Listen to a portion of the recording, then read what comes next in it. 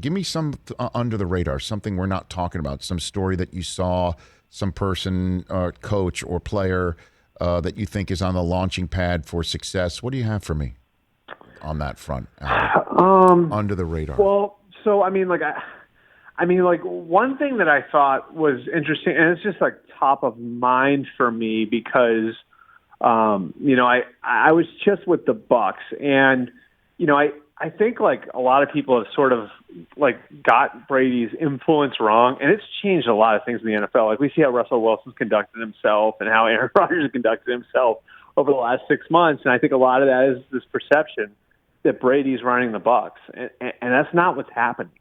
They're calling Brady when they make moves. Brady will tell them when he, thinks something's the right move, but he's not trying to run the organization. And it's so interesting talking to those guys about it, Rich, because they actually say like the biggest impact he's having on their roster construction is actually in the player development end. This is a great example, I thought. One of their guys said to me that Donovan Smith, who's been their starting left tackle for I think 5-6 years now, who's a really good player. Him being around Brady, like, has taken him from being like, whatever, like maybe like the 11th to 15th best left tackle in football to now being able to kind of find a different level. And maybe he becomes one of the elite. And the reason why is because he gets to be around Brady and he sees how Brady works. This isn't a young guy. This is a guy who's an established veteran player. They see like their veteran players trying to reach another level because they see how Brady is kind of always finding something different to make him better. So that was really interesting.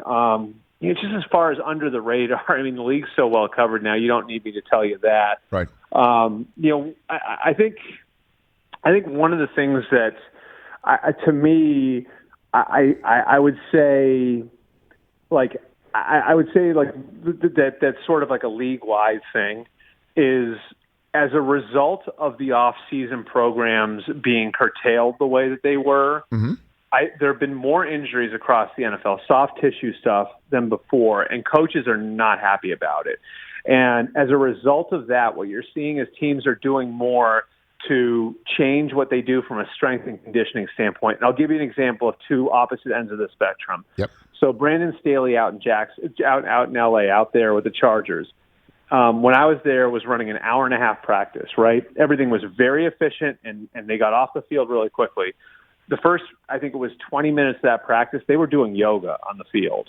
And they were doing all of these different things that you wouldn't expect to see at a football practice, right? And it was, I think, really kind of forward thinking, and Brandon explained it to me and all the different things that he's done to kind of, I think, build that program and have it be what he wants. Then, I go to Jacksonville, and you see the way Urban's doing it, and it's a little more old school, but there's still an efficiency to it. Their practices are longer. It's harder. And these are two guys like on opposite ends of the country trying to establish their programs and doing what they think is best and doing it different ways. And so, I think that's going to be kind of like an underlying thing to the NFL season where, because what happened to off-season programs, because most coaches believe these guys didn't get enough work in the spring, didn't get enough football-specific work in the spring. There have been a lot of issues with injuries, with soft tissue injuries this summer.